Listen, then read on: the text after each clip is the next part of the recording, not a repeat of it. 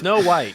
Uh, What a film. It's tough to really say where to begin. So what I thought we would do starting off would be we'd talk a little bit about the original, because Snow White is one of the most important films ever made. Not just for animated movies, but for like movies, period. I wouldn't argue against and I think that. if you are going to do a remake of a film of this importance, it's good to understand why this film is so important, and a lot of the really cool things that went into not only the film's construction, but how culturally cartoons were perceived at the time, and the sort of creative process and labor that went into making the original Snow White and the Seven Dwarfs from 1937. 1937 was... It's only 9 years old. It was a long time ago. Back in 1937, I guess as a few little points of reference, this was 2 years before World War II started.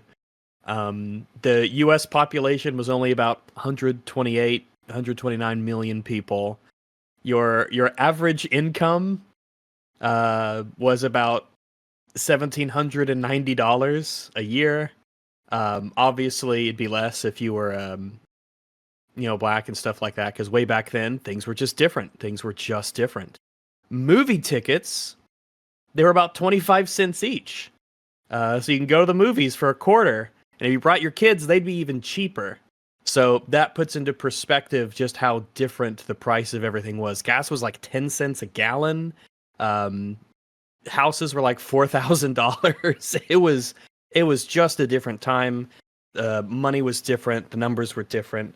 But I think what's most important is the cultural sort of place that cartoons had at the time.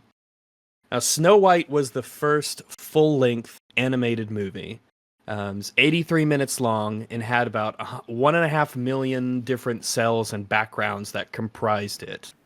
And it was the first feature film soundtrack that was released on record was for Snow White and the Seven Dwarfs. The budget for this movie was about $1.5 million, which was a lot of money in 1937. But it ended up earning about $8 million during its initial release.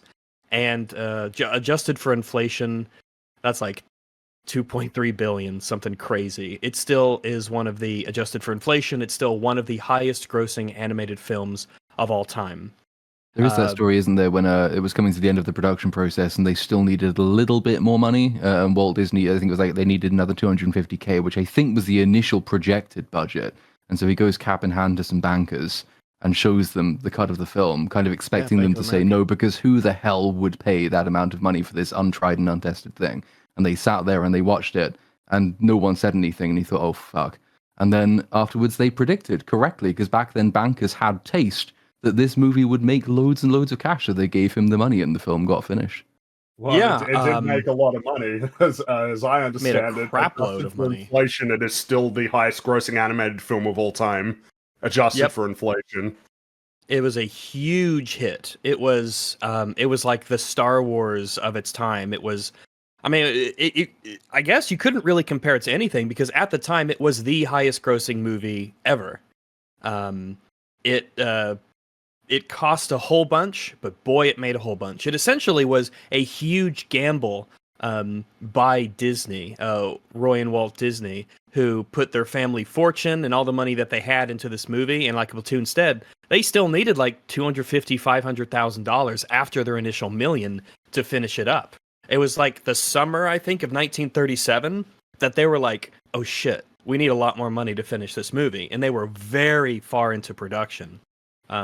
But yeah, it impressed the Bank of America enough that they gave him a big loan to finish it, and I bet they are glad that they did. As is Disney, because hadn't he already mortgaged his house on it by that point? Which is like basically everything. If you're going to mortgage a property, it's probably better to do it on something like Snow White than that Megalopolis thing, though. Ugh. Like it's like one of those decisions was the right one. Well, he sold his vineyard, didn't he? Coppola sold his entire vineyard to fund that production. Kind of similar gamble, but not similar results. I don't hear people talking about Megalopolis other than it's bad. So that's not good. There's some Because when funny people talk bits. about Snow White, all they say it's good. Which Snow Um, White? At the time, cartoons weren't perceived the way that they are now. Back in 1930, he decided on Snow White as an idea in 1934 as what to adapt. And part of that was his influence as a child watching like Snow White silent films and things. But at the time, it wasn't. You literally did not have feature-length animated like cartoon movies. If you went to go to a theater, you'd see a cartoon before the real reason you showed up, along with like some trailers and newsreels. But cartoons were fairly short. They weren't. They didn't have complex narratives and characters like you would get in a real proper movie. They were short little things that you watched. So the idea of a feature-length movie coined the term, I think it was Disney's Folly, it was called. The idea that this guy is making a full-length animated movie, well, that's nuts. No one would want to see that. No one wants to sit through a full-length cartoon. They'll get sick from all the colors, they won't connect with the characters. It just wasn't considered something that you could do. So it was a gamble, not just financially, but it was literally like the first of its kind. And Walt Disney himself was extremely involved personally in the process of making this movie, to the point where when he assembled all of his animators and all of the people who do the work, he would act out all of the scenes personally, of the stuff that would happen in the movie. He was extremely involved with deciding what scenes would be cut, what scenes would be shortened, what would be extended. He was just this is his movie in a very strong kind of way. His involvement in it was just, you wouldn't have this movie, it wasn't for him specifically. He was kind of a visionary. He had this artistic storytelling like vision that made this movie what it is. One of the stories that I learned about this movie was he would pay you $5 in 1937 money.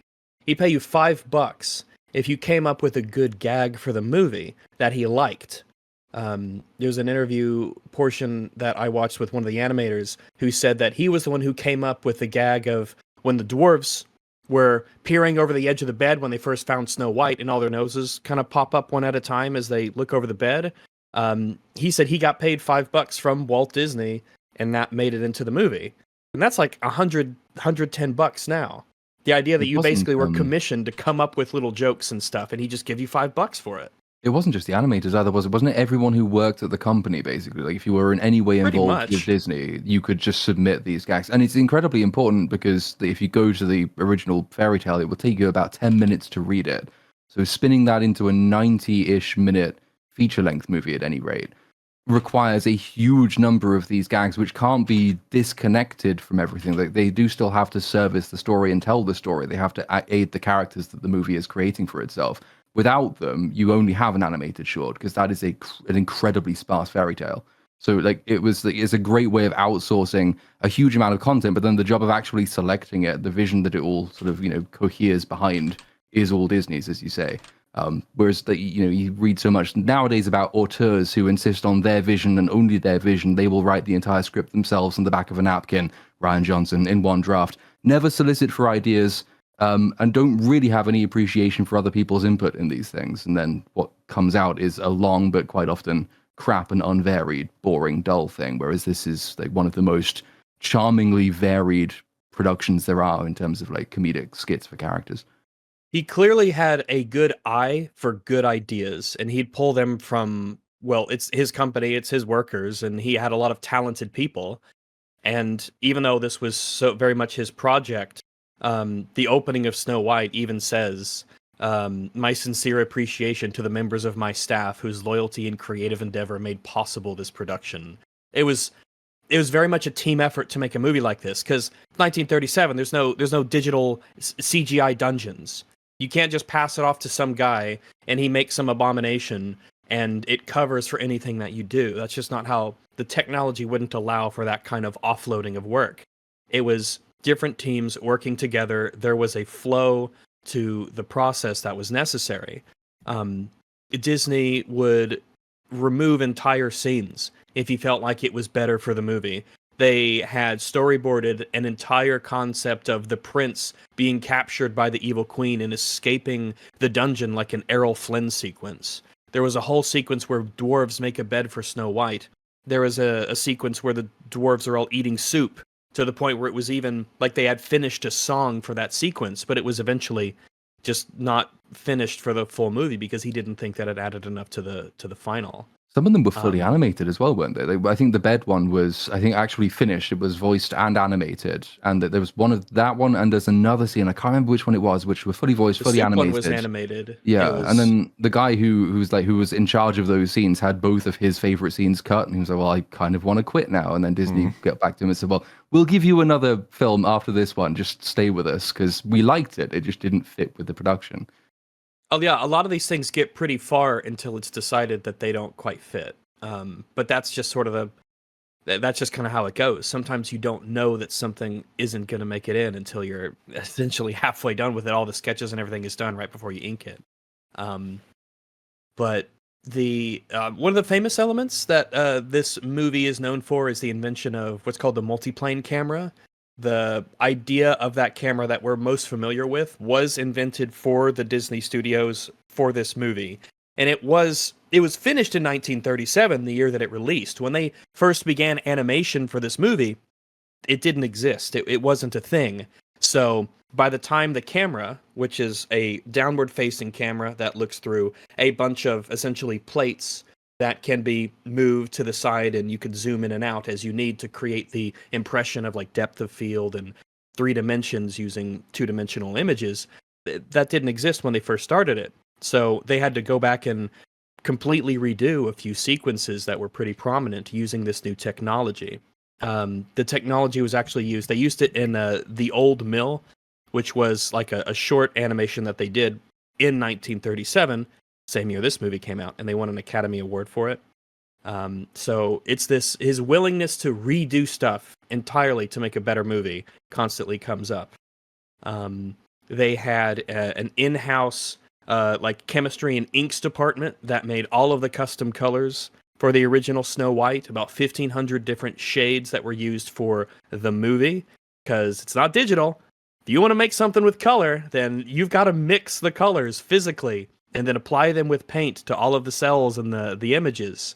And even Snow White's face was given real makeup in order to give the impression that, she was feminine and to give a little bit of a realistic touch to her face. So you are looking at real makeup in the movie that they applied to her face. The Disney essentially created a series of animation classes that all of his animators would go through in addition to their normal work so that they could learn how to animate things. One of the tricks of Snow White in particular as an original, first of its kind, was to give a kind of realism to a lot of the animations and the motion, so it would help you connect with the characters, connect with Snow White, to make it seem real and be very immersive. And in order to do that, Disney knew that you had to teach artists how to animate things. How do you animate weather, water, liquid? How do you animate people moving around and dancing in a realistic way? How does a cloth move through the air? How do clothes move when a person's bouncing around? All of this stuff was really important to get down. And so it's one of the first things he did during the production was begin these sort of in-house animation classes. It's also worth noting that one of the great strengths of the original is how excellently synchronized the animation is to not just the music, but to the sound effects. All of the music and dialogue, essentially all of it, was done before the drawings, because you needed to have something for the artist to know what to time everything to.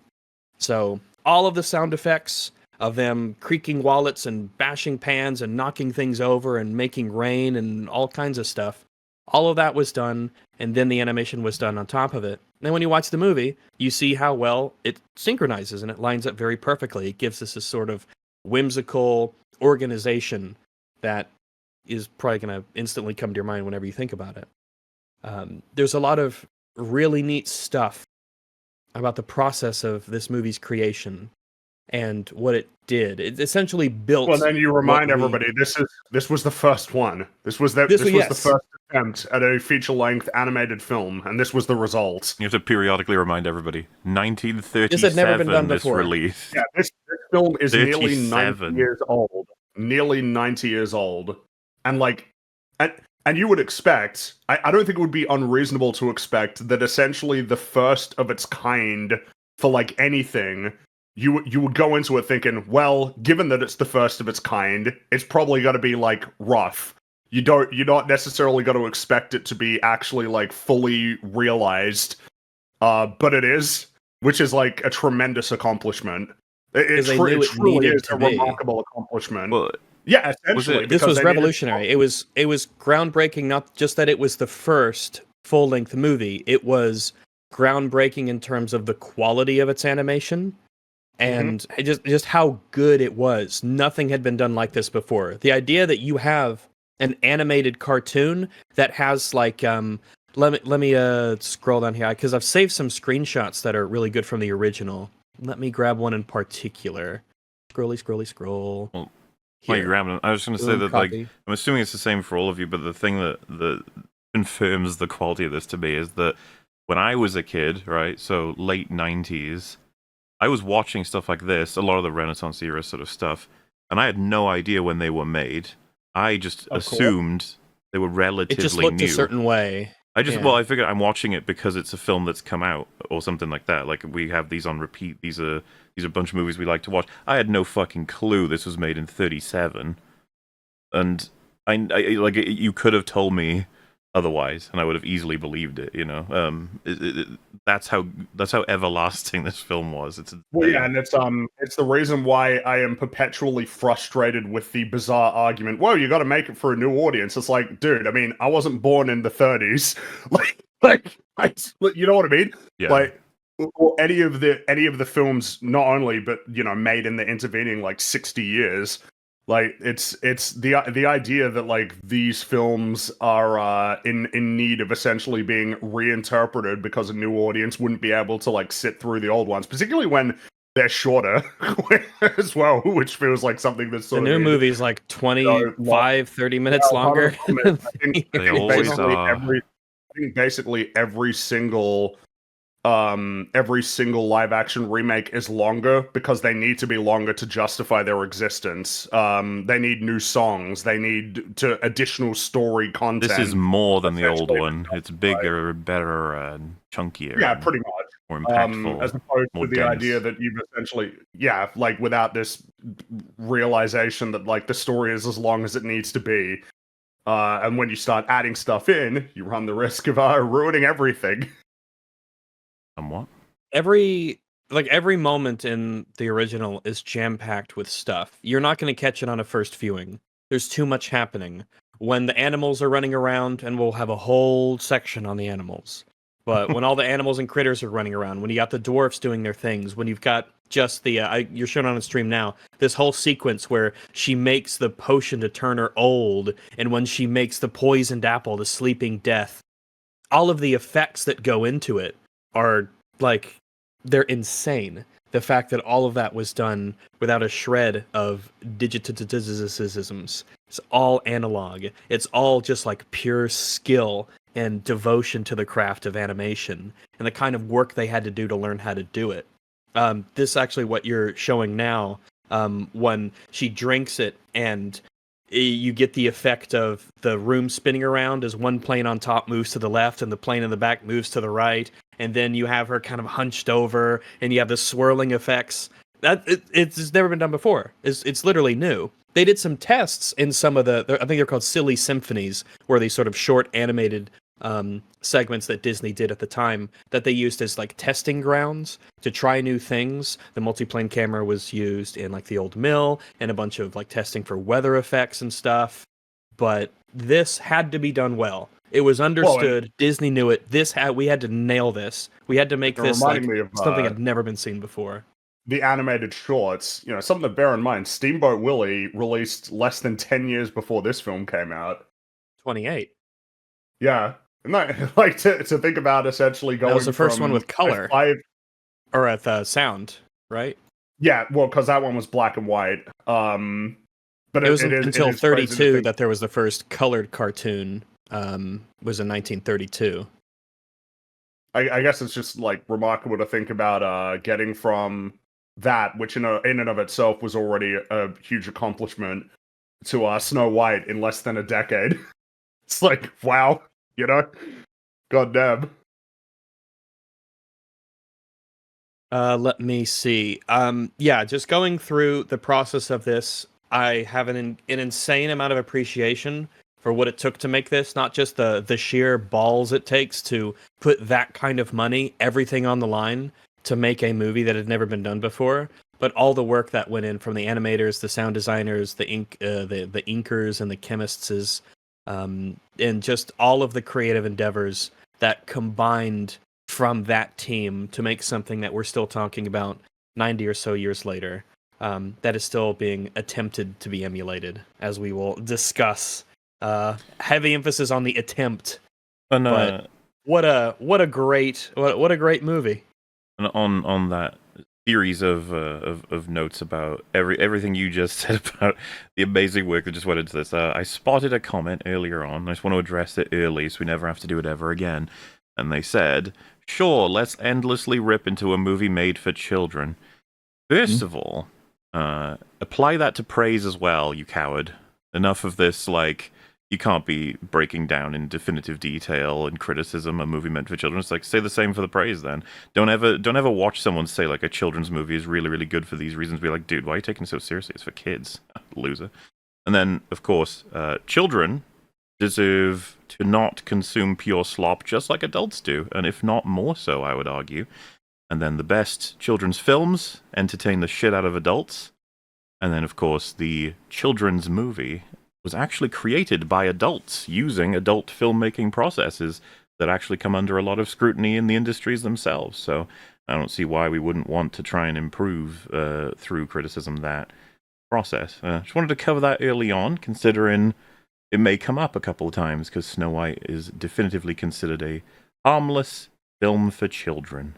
And as you can see, the passion goes both ways for praise and criticism for such an IP. The related point is, if you go back to the meaning and the origin and the purpose of fairy tales, that there was a guy, I want to say, is it Bruno Bettelheim? He was a Freudian psychoanalyst, and so, like many Freudian psychoanalysts, he abused loads of kids and faked his research and then killed himself. But he wrote some interesting stuff on fairy tales and like the uses that they're put to, and the point and purpose of educating children through stories precisely like these. And he wrote an entire chapter in one of his books on Snow White, which, if you get away from the slightly weird Freudian stuff about like the dwarves being pre-Oedipal expressions of nascent sexuality, there's still some useful stuff about how fairy tales are supposed to educate children on children's own level about the adult dangers of the world that's around them. Like, the point of good stories for kids is to teach them adult things which they will understand more fully once they're grown, but on the level that they're currently at. You play to their imagination. So, like, the original fairy tales of, say, Snow White or Little Red Riding Hood is all about, be careful of adult strangers, be careful of the woods, don't go exploring in dangerous places. All of these things which are, vitally important, which you can tell children through appealing to their very imaginative fears and kind of anticipations, which is really interesting stuff when you get into it. And one of the things that Bettelheim said is that there's this great problem that lots of modern entertainment has, especially modern children's stories, is that it's adults who are now expecting children to sort of be on their level already. So what they're doing is not understanding how you educate children. It's the adult basically making movies and entertainment for themselves. The problem is that if you kind of embed that approach and you have a load of adults who are bored up on stories for children which are shit, like a lot of modern TV and movie writers happen to be, then you get this recursive thing where all entertainment becomes like the most superficial, bland, boring, and quite on the nose in terms of its messaging and all the rest of it, because they haven't really been taught how to think. This kind of entertainment for kids, Snow White, fairy tales from which it's drawn, because it's a fairly faithful adaptation, is all about improving children to make better adults in future, which is why it's some of the most important entertainment there is. Well, on the note of the generational effect, like, because I went to see this with my mum, by the way, and she mentioned the original scared her when she was a kid. And I was like, fuck, when you were a kid, when I was a kid as well. Scared Like, me as a kid. That's what I'm saying. It's When just she's like, running through the woods, I was like, ooh, yeah, geez, that's ugh. what she was talking about. I was just like, the fact that multi-generations are spooked by that scene. You know what I mean? Like, that's how endearing, or enduring, I should say, the movie is. It was always the logs that turn into like the alligators in the water. That's the one that always got me the most as a kid. I was like, ooh, that was always the scariest to me. And it was the sound of the water sloshing around that was so real, because it was real water sloshing around, because I had to do the effects for the movie. It always just made me go, ooh, that's scary, and I'd look away. And it still has that. It's just like, just watching it again, it looks so good and it's so creepy. It evokes like the idea that you could have in 1937 a cartoon that could get you to be afraid of the forest, afraid of this evil witch, that could have this music that really makes you swell with these emotions of terror, and then you're finally glad when it's over and peace can happen. These shifting tones, and that just wasn't done before. As you watch the movie, it goes from like terror to calm to excitement and happiness to near the end of the original, when you have the dwarves rushing back to the house as the old witch in disguise is trying to get her to eat the poisoned apple, and it contrasts those two scenes. I mean, it's cinematic, and cartoons didn't used to be cinematic before this. They were just a different medium. And we owe a lot to the fact that this movie came out and it was this good. There's some great little personal lessons in it as well. I mean, besides the, teaching children to be properly scared of dangerous outside worlds, it's also like the personal moral lessons, which are neatly condensed into the movie. The idea, which sounds so simple, but is one of the most important things to sort of drum into people, that the queen beats herself in this movie, because jealousy is the thing that makes you ugly. Don't be jealous of other people's beauty if you want to be beautiful yourself. Like all those very simple moral messages, which are very, very, like, they're kind of profound because they're not trying to be anything more complex than they are. Well, it's in the interesting opening, with that, go because ahead. it's kind of like a template for how they would often deal with the demise of villains, basically throughout like the majority of Disney movies from then on, is usually that they are their own undoing rather than it being like a direct consequence. Yeah, you wouldn't have of the Snow act. White stab her in the heart or anything. No. It's I mean, but I mean, this can be said for a variety of different aspects of the film, that like basically every Disney film that follows owes something to Snow White. Not strictly with regard to all of the techniques that were employed to, animate the film, but also the narrative structure of the film, the sort of the fantastical elements, the sort of storybook fairy tale quality that's like was essentially established here very strongly. Yeah, you see the influence is very clear. Its ability. It's very much a fairy tale. It opens up with the book.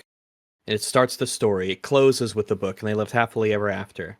It just sort of embraces what it's trying to be, and it doesn't shy away from that. It is very much a fairy tale story brought to life in a new and revolutionary way. There is the genius, though, that is on full display from Walt Disney, and in like his understanding of what makes for a really brilliant, beautifully colorful character. That's what really sets this apart. Besides, like, padded with all of these endearing and charming skits, it's the fact that he turns the dwarves, who are nameless, I think, in the fairy tale, into very distinctive characters. Is the fact that he's able to kind of flesh this world out. He diminishes some of the darker aspects of it a little bit, like the queen doesn't dance to death wearing shoes of burning iron, for example, which I think is what happens at the end of the fairy tale. And he like embellishes it instead with the things that children like to see, as opposed to things that children like to fear. All of these animals, like he's trying to take some of the danger and the fear factor out of it, but while still remaining faithful to what the fairy tale is trying to tell them. And he creates this entire world of like brilliantly drawn characters in both senses of that term. And the dwarves have sort of gone down in history as one of Disney's foremost products, which is kind of funny now to see, given that they refuse to use them in their modern productions. There is a story to talk about something that Disney had done. One of the animators said in an interview, he said that his first big segment in the movie was when Snow White tells all the dwarves to go out and get washed before they can have dinner. And that was one of, his projects, something he was in charge of. When Dopey goes to turn and he kind of goes the wrong way and then has to catch up to the other dwarves in line, he does a little bit of a half step where he has to sort of synchronize his steps to match the others. And Walt Disney liked that so much as an aspect of Dopey's character that he had all of the previous scenes with Dopey be redone to give Dopey that sort of hitch step where he catches up to the other dwarves. Much to the chagrin of the animators who had essentially been approved for inks at that stage. They had to go back and reanimate all of it. And it was a lot of extra work, but now it's an element of the character that we see today, and it's part of the movie, and it makes the movie better. He wasn't afraid to say, yeah, we're doing a lot more work. We're going to rejig old scenes, because it'll just make the movies better.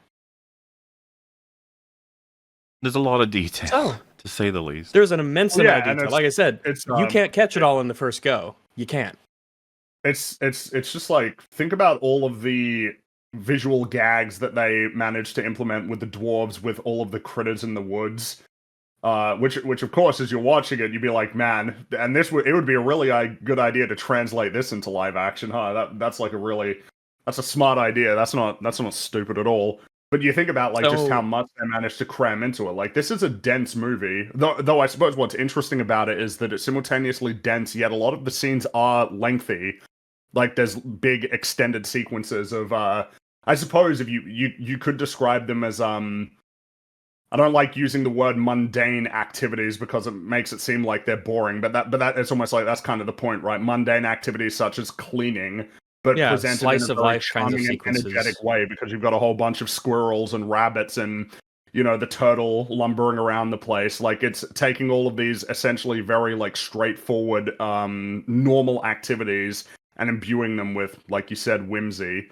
They're also integral to the character of Snow White and the theme and the moral of the thing as well. These are all funny individual skits, but they all tie into this idea, and it's something similar that you see in Peter Pan, for example, where Wendy is kind of she is the allegory for nascent motherhood.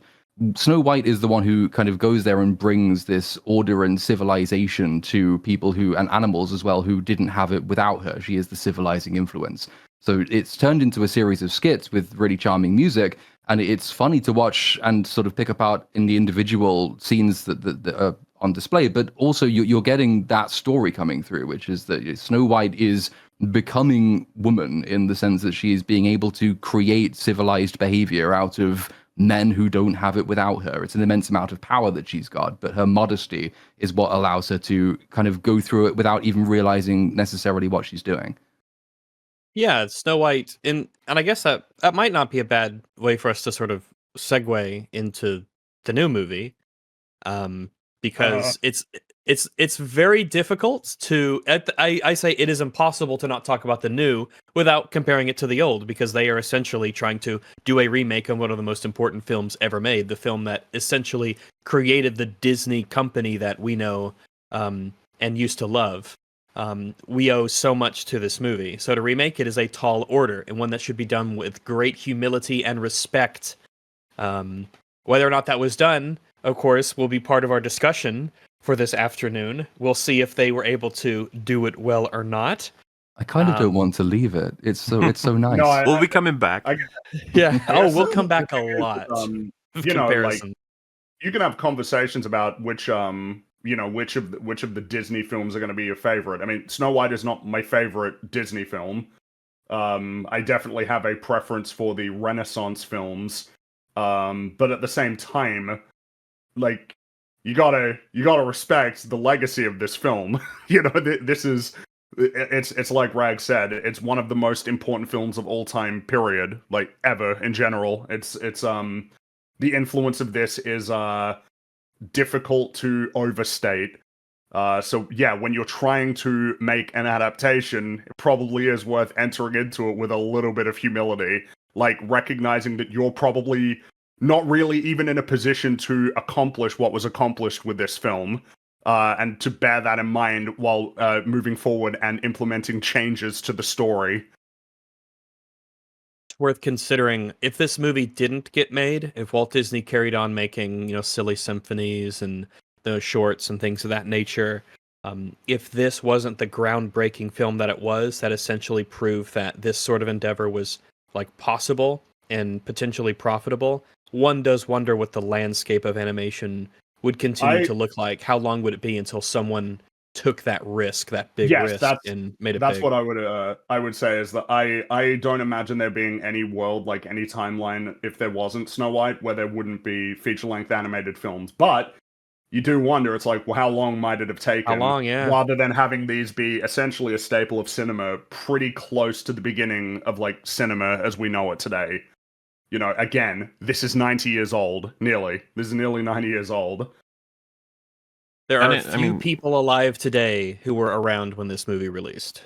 It's got that, like I mentioned a few times, it's like a timeless element because the amount of effort that went into this thing is amazing enough on its own. You don't have to be compelled by the story to just be like amazed by each frame and all the effort in every scene. But, as we've been over, it's quite an endearing standard story as well. It's like a classic archetypal sort of exploration of a little bit of the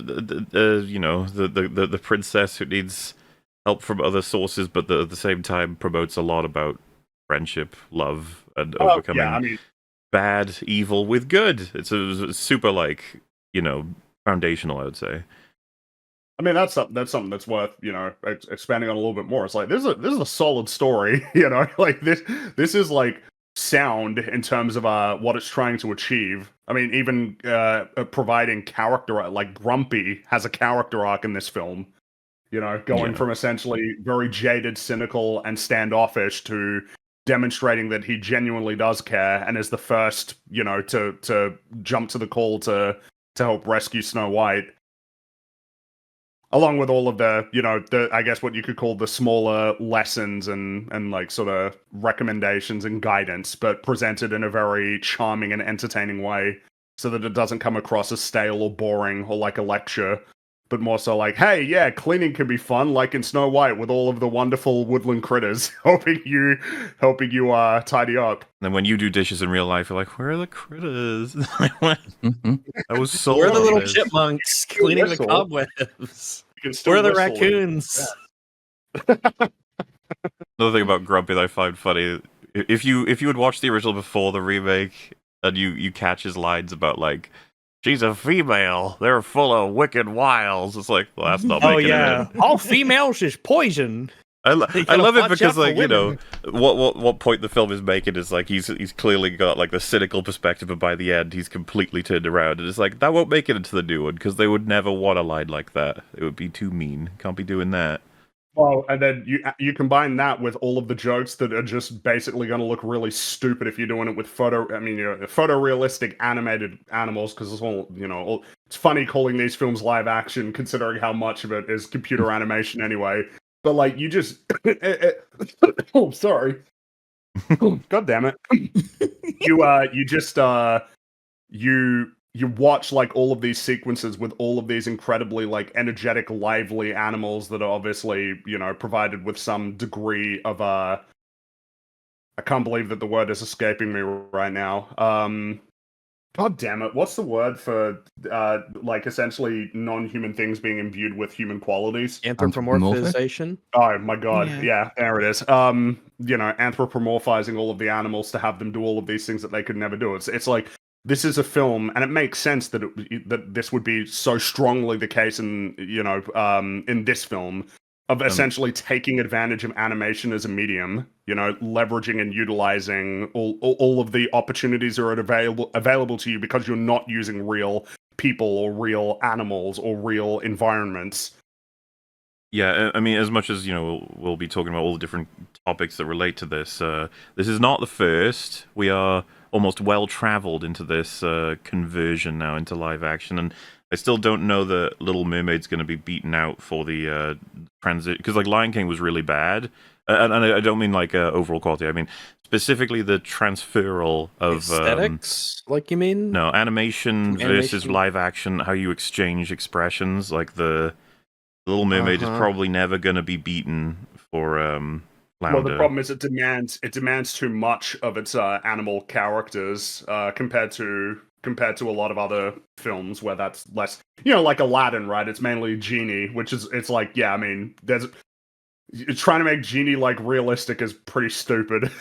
It's just a dumb idea. But like, I don't know that there's ever going to be one that better captures it than Flounder going from That was animation so. to... That still makes me laugh. It's like nightmare fuel of like, what did you expect? And the you're animators would be just like, a fish well, now. I'm just doing my job. And I'm like, yeah, but what job is this? Like, who asked you to do this?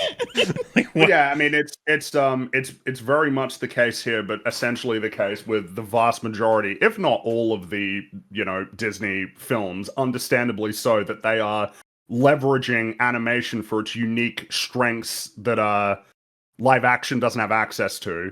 And the big one is that you can have way more fantastical things that are more readily accepted by the viewer because they're cartoons. They're designed to be more appealing and approachable and not realistic. You can imbue them with qualities that make it easier for people to relate to them as like people, even though, in this case we're talking about a talking fish. Like, trying to take that to live action is, like, on its face, absurd. Because, of course, this is, it feels like it's something that needs to be emphasized more. Like, these remakes shouldn't exist, period. No. Like, regardless of how well conceived any of them are, like, they shouldn't exist. Their existence essentially demeans the original films, because the implication is that you don't see the reverse. You don't see people saying, man, I wish that live action film was remade as an animation. People don't say that. That's never said by anybody. The reason why it's the other way around is because there's a strong implication that animation is in some way, shape, or form inferior. Or what was the way that How to Train Your Dragon was described recently? Like, that the original was more of like a test screening compared to the live action remake, which is going to be more well wrought. And it's like, shoot the person who said that. The trailers before seeing the new Snow White, I had back-to-back How to Train Your Dragon and Lilo and Stitch trailers. And, I don't fucking care, so I was just talking over him and stuff. And my mum was like, I remember... Wait. And I was like, yeah, you remember the originals, so they're awesome, but they're making new... And she was like, why are there so many remakes? And I was like... that's like, I don't even want to get into it. But one of the things that really fucking annoyed me is we had the trailer for How to Train Your Dragon after. Well, like, we had two. It was weird. It was like the actual trailer, and then there was like a TV spot thing that came after it with cast talking about it and the director talking about it. And some of the things they were saying was like, finally, in live action, we can explore things we never were able to before. And I was like, fuck off. The reality is, if we want to get a little bit real, the opposite tends to be the case. In animation, there's more.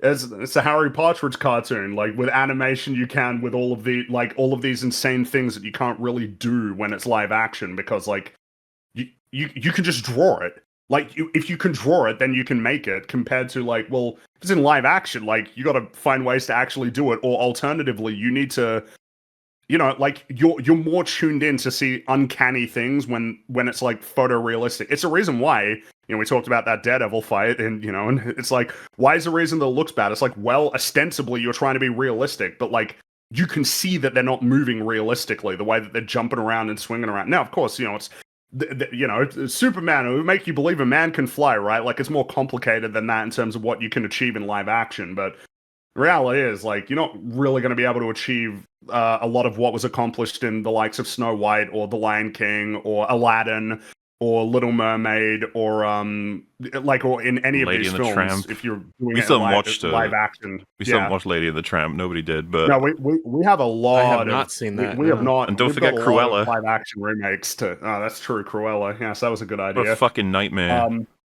But I mean, essentially, the reason why they keep making these films is because they are chasing the billion-dollar returns that they were getting from some of the earlier ones, like Sleeping Beauty, Aladdin, Lion King. These films made like $1 billion.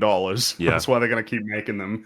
Though it does look like we're in a downward spiral, which, thank God, I would like for this to come to an end before they start getting I want this era to be the ones over. they haven't done yet, like Treasure Planet or Hercules. So they're or doing The Emperor's New Groove, or isn't live action Moana like essentially. Moana, yeah, that's That's the next beginning one. of the So end. As in, what I mean is that they're going to be getting to Pixar eventually, and it's going to kill all of us. they will They're test gonna it. catch up I to bet their you it'll own be present. the Incredibles. It'll be the Incredibles. That will be the one that they'll do in live action first. That's the one where they'll test the waters, and it will probably make a lot of money, and then that will just open the floodgates to a whole bunch of them. And the Gonna reality happen. is that given all of the ones that they've done so far, there's no reason to really assume that anything is off the table.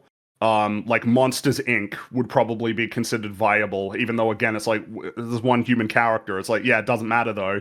I mean, Yeah. you know, like look at the Little Mermaid. Like the Little Mermaid is substantially comprised of like major non-human characters. Dude, Finding and, Nemo like, with the flounder animation. Could you imagine? Could you imagine? Yeah, a photorealistic. Because yeah, that's what I want to see in Finding Nemo. I want to see a photorealistic clownfish. Yeah, like, going I don't on want an to see a live adventure. action The Rescuers. You know, I don't want to see Bernard and Bianca as actual mice with little hats. It's like, this doesn't work. Or Basil the Mouse Detective, and the final fight Oh is my just a God. mouse and a rat. Yeah. He's just A mouse and a rat fighting on a top bat. of Big Ben. The bat with a peg leg, but a live action. They I just mean, again, cut off that's- a bat's leg and stick I mean, it. again, they did live action Lady in the Tramp. That there's no reason to assume that anything would be off the table, and I don't think they're going to give up. They are unfortunately, shameless, on and they doing it. clearly don't care about like artistic integrity. The Lion King should have settled that, you know. Mhm. It's gonna be a fun stream. We have a